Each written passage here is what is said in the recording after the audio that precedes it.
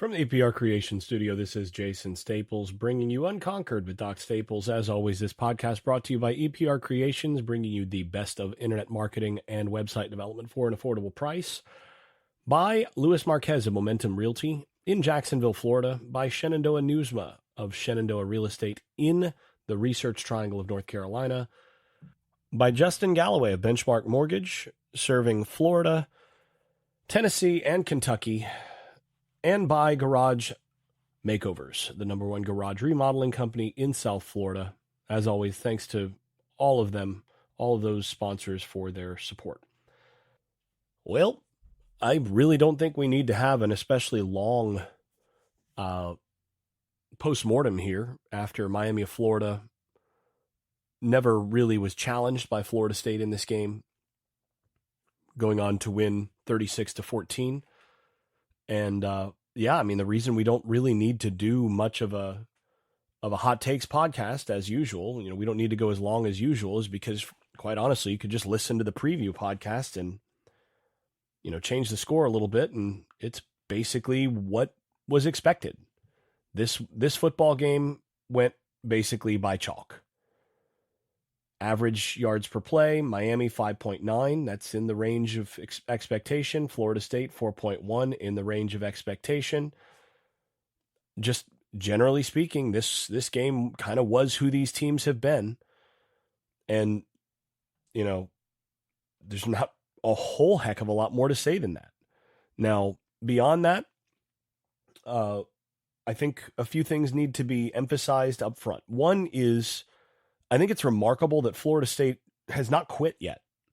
The guys in the booth toward the end of the game mentioned that they mentioned the slide toward the end of Jimbo Fisher's tenure and the Willie Taggart tenure and so on. And one of the things that got me reflecting on is how, even though this team's 1-7, how different the degree to which this team still plays hard is from, say, those end year Jimbo Fisher teams or those Willie Taggart teams. This team still plays hard, which makes the lack of success and the degree to which this is a bad football team that much sadder.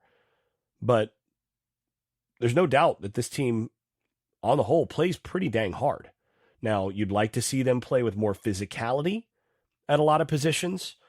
There are a lot of places where they just are not very good, but especially on the defensive side, this team hasn't quit. And that's kind of remarkable that they've still maintained that, because most programs, you're talking about a team that came into the year fully expecting to compete for a college football playoff spot. A bunch of guys who believe themselves to be future NFL players. And now you're 1-7 and you're still going out and playing hard. I can respect that. Now, there's a whole lot of other things I can't respect. And I don't respect. But on that front, honestly, you got to give them credit. Now, just some quick hits here of things that stood out to me. Number one is, I do think it's pretty obvious the upside that's there with Luke Kromenhoek. He's a very toolsy quarterback, and I think that was obvious. Capable of making some throws that make you go, oh, hello, okay. Put up a couple of those that were really excellent throws. That said, the game is still moving slower for him than it is for Brock Glenn, and I do suspect that if they had gone back to Brock Glenn after the first couple Kromenhoek drives, they'd probably score another touchdown or so. That's my suspicion. I may be wrong, but I do suspect that on the fourth down play where they tried to get the little play action and getting downhill with a couple of verticals, you had a deep over route, you had a inside vertical, and then you had the wheel, little post, and then the wheel. I suspect that Brock Glenn would have read that correctly and would have gotten the ball to the over right away and let Poitier drop it, instead of it being a ball that's overthrown on a wheel route. Now, granted, it is true that Toafili was held initially in that route probably should have called it, but they let those guys play outside and pass coverage pretty much the whole game. So that kind of was what it was. But yeah, that was a good example of kind of where Kromenhoek is still figuring things out.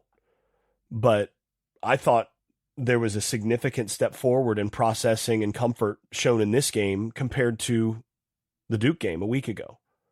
I thought he looked significantly more comfortable and looked a little bit better able to get the ball out to the right guy more often than not on time.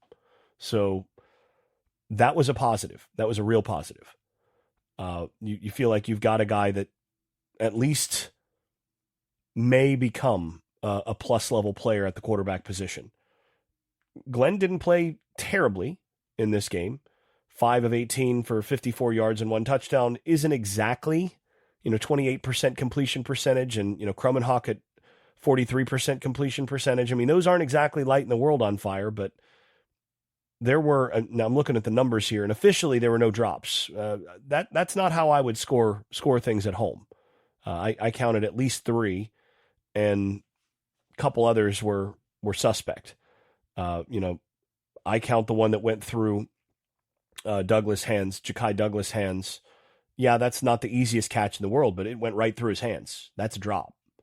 I would count that. I would count the one along the sideline by one of the tight ends. I count that as a drop.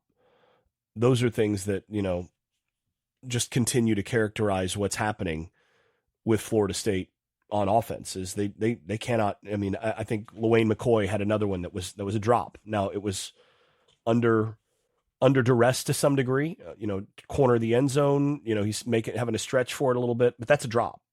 I think you had at least one more with one of the young guys, whether that was Elijah Moore or BJ Gibson. I think there was another one in there, that maybe 2 that I would count as drops. So that's a factor. But honestly, the biggest issue in this game, as has been the case in more than one game so far this year, is that Florida State just can't block anybody. I mean, the quarterbacks were under duress most of the game. And, Toafili, 6 carries for 26 yards, 4.3 per carry. I mean, part of the problem is that you only have 10 carries to 11 carries to your backs, including the one to Danzy. So you got, 4 carries for 15 yards from Holmes, 6 carries from Toafili, 1 carry from Danzy. 11 carries from your backs, that's not enough. But the reason that they're doing that is because they don't think they can run it, and justifiably so. Now, Kromenhoek, again, flashed some of the tools there. 11 carries for 71 yards, including that 42-yarder, which was a little bit lucky. But both he and Brock Glenn flashed some ability with their legs in this game. So those are positives.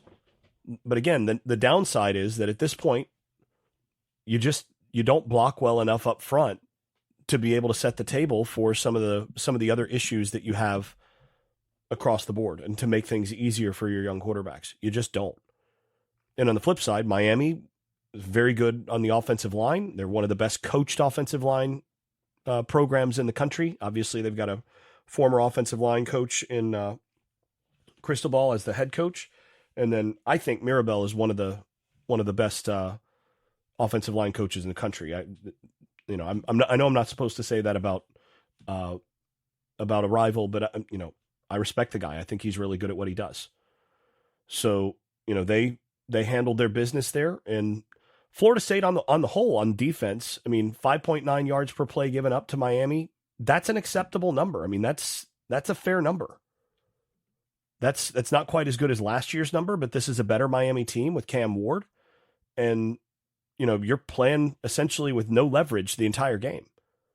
And holding Cam Ward to, 208 yards passing with no touchdowns, no picks. That's pretty good. You'll take that. If you ask them coming into this game, Cam Ward's going to have 208 yards, no touchdowns in this game, will you take it? They'd take it. But the bigger problem is 15 carries for 148 yards for Damian Martinez, 15 carries for 71 yards for Mark Fletcher. 40 carries for 230 yards, 5.8 yards per carry on the whole. That's really where you lost this football game on the defensive side. And, frankly, it was what we kind of expected it to be in terms of Miami knew coming into this game that Florida State was unlikely to be able to score enough points to beat them. So the appropriate game plan is come in and play a conservative game. Do not put the ball in danger. Run the rock. Score over 20 points. Don't do anything stupid. And you get out of there and you probably win the football game. And that's what they did. 40 carries, 230 yards, and that's the ball game. So, Florida State had 4 sacks. I mean, were in position for about 6 or 7 other ones, but Ward is really good in terms of escaping and not putting the ball in danger in terms of throwing it out of bounds and all that. That's an area that he's gotten a lot better this year. They got the kind of pressure on him that they hoped to get, I think, in terms of being able to potentially generate some turnovers and things like that. They just ultimately weren't able to get their hands on the ball. And, this was a game where, as I said, I thought that this was the path to victory for Florida State was going to be multiple turnovers from Miami. You needed basically 3 turnovers to win this game probably. And you kind of expected that you might be able to force a fumble. You might get a couple interceptions from Ward if you're able to get the pressure on him and if Miami's pressed a little bit. But Miami was able to go down and march down the field on the first drive, go up 7-0. And, from that point forward, I mean, they never trailed. And never being in danger just made it a lot easier. So it's pretty straightforward stuff. I mean, there's not a whole lot to chew on here just because this was basic. This was just one team's better up front, has a really good experienced quarterback and a lot of pieces that work together. And the other team is pretty good on defense, but not good enough against the run. Still got bullied against the run too much on the interior. For as good as Florida State's defensive tackles and all of that should be and are, you still give up way too much. And some of that's on the backers, some of that's on the edges, some of that's on the safeties. But yeah, I mean, you just cannot give up that much in terms of, your sack adjusted rushing average per carry is 7.1 yards per carry. I mean, that's ball game right there. You cannot give up 7.1 yards per carry and expect to win the football game, especially if the hope is to create some turnovers, which are going to come from getting leverage. Compound that with the few times that Florida State did get stops, they found ways to undo their stops. You got a stop in the first quarter or early second quarter. I can't remember which it was. And you end up giving up the stop because of a illegal substitution penalty. And you can tell that they scouted Florida State on this. Hat tip to Miami of Florida on this. They scouted Florida State and saw that those defensive linemen lollygag their way off the field when FSU makes those line changes, and they quick snapped it on them, and they did it more than once on those substitutions. And this is just a further example of Florida State not being disciplined enough, because when you're being taken off the field, you've got to sprint off the field. And that should be a point of emphasis for the coaching staff of, if you are coming off the field, you have to sprint off the field. Even if you don't feel like you need to, this is just a matter of discipline. And there's just too many guys on this team that don't pay attention to those little things. But that's one you get a stop and then you give it right back. And then a few plays later, you got a 3rd and 20 and you give it right back because of the miscommunication on the coverage. So, this is just over and over and over again, Florida State finding ways to do this. They did this in the second half where they had another penalty that gave up a stop. There's just all these other things, and this is not a good enough football team to be undisciplined in these areas. So you compound all of those things together, and this is what you've got. All that said, I mean, you can't be more down on this team than you were coming in. If anything, there's some hope for the future with some of the things that were shown today. You'd like to see that the young receivers catch the football and not be infected by the drops from the older guys, but I think that's just going to take some time and regime change going into next year for that to happen. And, we'll see. But there's still more to build on. Like I said, the remarkable thing here is that this team has not yet quit. I'm not sure that they will quit. And in that respect, a lot of respect for Mike Norvell and in being able to keep those guys bought in, to be able to keep them playing hard.